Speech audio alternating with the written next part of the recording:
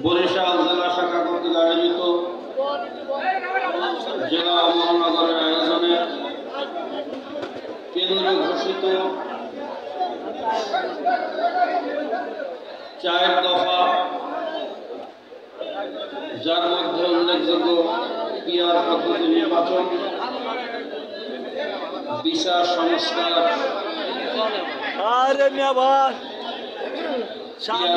নির্বাচনের দাবিতে আজকের আয়োজিত মহাসমাবেশের মোহতারাম সভাপতি উপস্থিত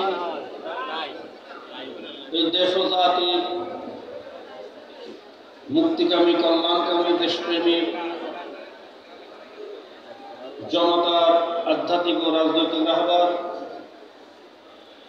ইসলামী আন্দোলন বাংলাদেশের মোহতারাম নায়েবে আমির হযরত মাওলানা মুফতি সৈয়দ মোহাম্মদ ফয়জুল করিম শায়েখে চরমোনাই, উপস্থিত আছেন কেন্দ্রীয় জাতীয় নেতৃবৃন্দ,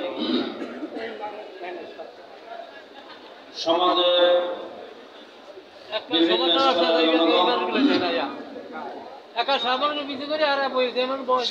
বন্ধুগণ, দেশপ্রেমিক, ইসলাম প্রেমিক, মানবতা প্রেমিক ভাইয়েরা,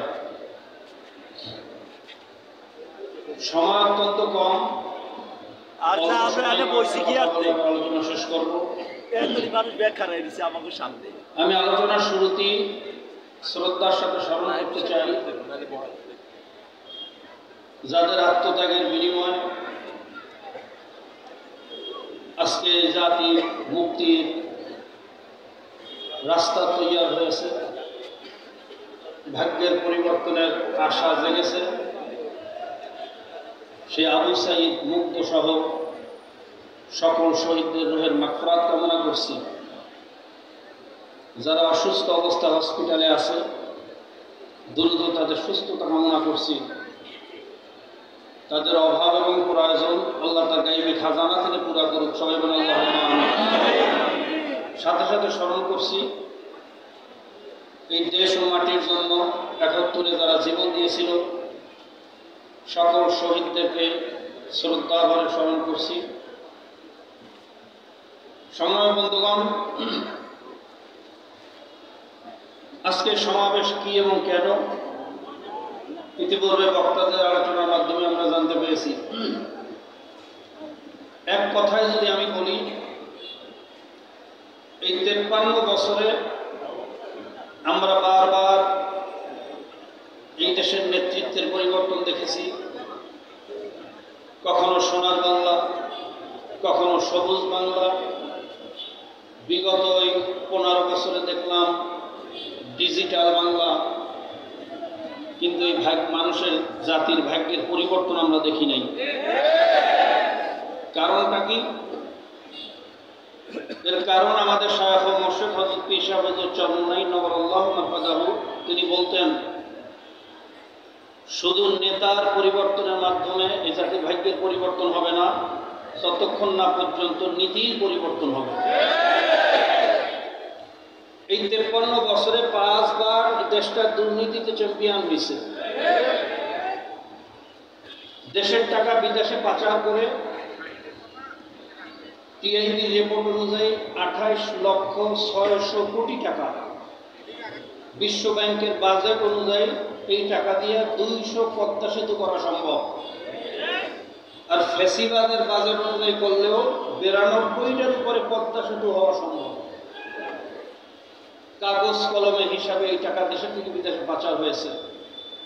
আমরা দেখেছি যেই যখন এই দেশে ক্ষমতায় আসছে, নিজের পৈতৃক সম্পত্তি মনে করে দেশটাকে বারবার লুটপাট করে ধ্বংসের দ্বার প্রান্তে পৌঁছেছে। ধ্বংসে পতিত হতে হতে এমন অবস্থায় গিয়ে উপনীত হয়েছিল, আমাদের ডিজিএফআই এর 2টা ফ্লোর নাকি নিয়ন্ত্রণ করতো, জাতীয় নিয়োগে আসছে। এনএসআই এর একটা উইংস পরিচালনা করত। দেশের পক্ষে, মানুষের পক্ষে বা কোনো বিদেশি শক্তির বিরুদ্ধে যদি তাদের কথা যেত, বিশেষ করে ভারতের বিরুদ্ধে কোনো কথা বললে এই ডিজিএফআই এবং এনএসআই এর সহযোগিতায় দিনে দুপুরে রাতের অন্ধকারে তাদেরকে গুম করা হতো, খুন করা হতো, হাত পাও বেঁধে পদ্মা, মেঘনা, যমুনার পদদেশে তাদেরকে নিপাতিত করা হতো, আয়না ঘরে তাদেরকে নিপতিত করা হতো। এমন অবস্থায় চলতেছিল, এমন দেশ বিরোধী চুক্তি হয়েছিল, শেষ পর্যন্ত যে আমাদের একটা জায়গা, এই দেশের চতুর্পাশে 3 পাশে ভারত, এক জায়গা খোলা আছে, সেটা হলো বঙ্গোপসাগর। সেখানে আপনারা জানেন 900 একর জমি মোদির বন্ধু আদানিকে লিখিতভাবে 900 একর, অলিখিতভাবে আরো 600 একর, 700 একর, প্রায় এই 1600 একর জমি, যেটাকে বলা হয় বাংলাদেশের মধ্যে ভারতের কেমন যেন একটা খণ্ড, অর্থাৎ বঙ্গোপসাগরটাও ভারতের হাতে তুলে দেওয়া হয়েছিল। আমাদের দেশের যত পণ্য দেখবেন, মোটরসাইকেল দেখবেন ইন্ডিয়া, যত ট্রাক দেখবেন ইন্ডিয়া, যত সিএনজি দেখবেন ইন্ডিয়া, যত পাথর দেখবেন ইন্ডিয়া, মানে এই দেশটাকে ইন্ডিয়ার একটা করজ রাজ্যে পরিণত করেছিল। আল্লাহ পাকের খাস মেহরবানি। অনেকেই বলেন এভাবে যদি চলতে থাকতো, সেই দিন বেশি দিন ছিল না, হয়তো আমরা শুনতাম যে বাংলাদেশের রাজধানী এখন আর ঢাকায় না, বাংলাদেশের রাজধানী হলো দিল্লি। এই কঠিন পরিস্থিতি থেকে আল্লাহ পাক যাদের উসিলায় আমাদেরকে রক্ষা করেছেন, আল্লাহ তাদের মর্তবা জান্নাতের উঁচু মাকাম দান করুন। আর যাদের ষড়যন্ত্রের কারণে আবার সেই ভারতের কোলে উঠানোর জন্য যারা চেষ্টা করতেছে, আল্লাহ তাদেরকে হয়তো হেদায়েত করুন, না তো ধ্বংস করুন। সংগ্রামী বন্ধুগণ, আমি কবির ভাষায় যদি বলি, এই ভ্রান্ত সমাজ সামলাতে হলে হতে হবে সামাজিক, তাই মাটি, মানুষ ও মানচিত্রকে বুঝে নিতে হবে। ঠিক মানুষ কি চায়, জনগণ কি চায়, আমি যদি সেটা না বুঝে জনগণের মতের বিরুদ্ধে আমার শক্তি আছে, শক্তি প্রয়োগ করলাম, আমার অর্থ আছে, অর্থ প্রয়োগ করলাম, আমি প্রভাব বিস্তার করার মাধ্যমে জনগণের উপরে আমার মতবাদ চাপিয়ে দিলাম, কিন্তু মাটি, মানুষ, মানচিত্রের ভাষা বুঝলাম না, তাহলে মনে করবেন এই 25-এর জনগণ পেশি শক্তি আর চাপিয়ে দেওয়ার রাজনীতি গ্রহণ করবে না। বিশেষ করে আমি বিএনপি বন্ধুদেরকে বলব, সব জিনিসের না বলা বন্ধ করুন। আপনাদের একটা প্রবণতা হয়ে গেছে, জনগণ যেই প্রস্তাব উঠে আপনারা বলেন না, যা বলেন না। আমরা 5 তারিখের পরে জনগণ দাবি করলো যে ফেসিবাদের রেখে যাওয়া শক্তিশালী এবং শেষ চিহ্ন হলো চুপ্পু, এই চুপ্পুকে উৎখাত করতে হবে, আপনারা বললেন না। জনগণ দাবি করলো 17 বার কাটাছিড়া করে যেই সংবিধানকে একটা দলীয় তালিকায় পরিণত করছে, যেই সংবিধানের উপরে ট্যাগ লাগিয়ে বিগত পতিত সরকার ফেসিবাদ হতে সক্ষম হয়েছে, এই সংবিধানকে পরিবর্তন করতে হবে, সংবিধানের ভিতরে সংস্কার আনতে হবে, আপনারা বললেন না। জনগণ দাবি করল 4,500 ইউনিয়ন, অধিকাংশ ইউনিয়নের চেয়ারম্যান পালাতক, চেয়ারম্যান নাই, মেম্বার নাই, জনগণ দুর্বিষহ জীবন ভোগ করতেছে। ইউনিয়ন সার্টিফিকেট আনতে ইউনিয়ন অফিসে যেতে হয়, নাগরিক সনদপত্র পাচ্ছে না, জন্ম নিবন্ধন পাচ্ছে না, ওয়ারেন্ট সার্টিফিকেট পাচ্ছে না, আপনারা ট্রেড লাইসেন্স পাচ্ছে না, জনগণ ভুগতেছে। আগে ইউনিয়ন নির্বাচনটা হোক, জনগণকে আগে দুর্বিষহ জীবন থেকে মুক্তি দেন, আপনারা বললেন না। সব জায়গায় না বলতে বলতে আমি মনে করি জনগণ আপনাদেরকে বলবে, আপনারাও না। এটা ঠিক না ভাই? ঠিক। এখন 71% জনগণ দাবি করেছে পিআর পদ্ধতির নির্বাচন, আপনারা বলতেছেন না। আমি বলতেছি এভাবে নায়ক যদি প্রমাণতা বন্ধ না করেন, আপনারাও নাই হয়ে যাবেন। যার প্রমাণ ঢাকা ইউনিভার্সিটি দাবিতে প্রমাণিত হয়েছে, জনগণ আপনাদেরকে লাল কার্ড দেখিয়েছে।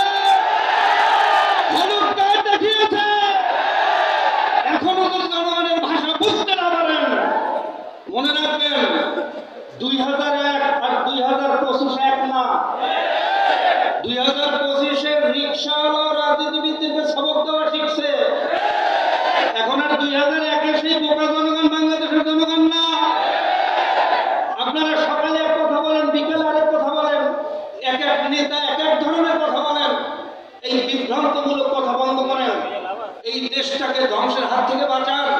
আসেন আমরা কাঁধে কাঁধ মিলিয়ে এই জাতির ভাগ্যের পরিবর্তনের জন্য সবাই মিলে ঐক্যবদ্ধ একটা জাতিতে আমরা একটা সংসার পরিচালনা করি। আর ঐক্যবদ্ধ জাতিতে পরিণত হওয়ার জন্য একমাত্র পদ্ধতি হলো বিয়া। কিভাবে? আপনারা জানেন, যারা বিগত পদ্ধতিতে নির্বাচন করতে চায়, বিগত পদ্ধতিতে ধরেন 5 জন নির্বাচনে দাঁড়াইছে, একজনে পাইল 5,000, একজন 10,000, একজন 15,000, একজন 20,000, একজন 25,000। নেতা নির্বাচন হলো কত হাজার ভোটে? সবাই বলে কত হাজার? বাকি 75,000 ভোট কোথায়? ডাস্টবিনে, যার কোনো মূল্যায়ন নেই। সেখানে অনেক ওলামায়ে কেরামের ভোট আছে। এই 75,000-এর মধ্যে অনেক বুদ্ধিজীবীর ভোট আছে, অনেক ভালো ভালো মানুষের ভোট আছে, দেশপ্রেমিক মানুষের ভোট আছে। এই 75,000 75% ম্যান্ডেট ডাস্টবিনে নিক্ষিপ্ত হলো। 25% মাইনরিটি ম্যান্ডেট নিয়ে আপনি সরকার গঠন করলেন আর বললেন আমি জনগণের সরকার। এটা কোনোদিন জনগণের সরকার হয় না, এটা হলো ধোঁকাবাজের সরকার। আমরা বলছি পিআর পদ্ধতিতে নির্বাচন, যেখানে প্রত্যেকটা ভোটের মূল্যায়ন হবে, প্রত্যেকটা মানুষ তার প্রতিনিধি সংসদে পাবে। যখন সকল সোসাইটির মানুষ, সকল ধর্ম বর্ণ নির্বিশেষে সব মানুষের প্রতিনিধি সংসদে যাবে, আমরা সবাইকে নিয়ে একটি জাতীয় সংসদ গঠন করব।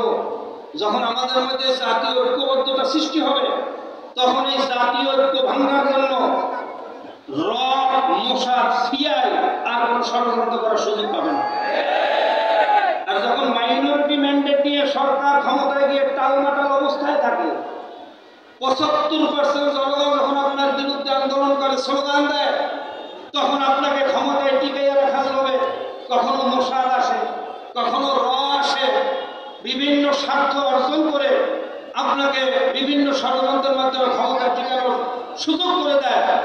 আর এই সুযোগ গ্রহণ করতে গিয়ে জনগণ ধ্বংস হয়। এই ধ্বংসের থেকে দেশকে বাঁচাতে হলে একমাত্র পদ্ধতি হলো বিয়া। কাজে আসুন, এতদিন যাইতে না বলছেন, এই নায়ের রাজনীতি বন্ধ করেন।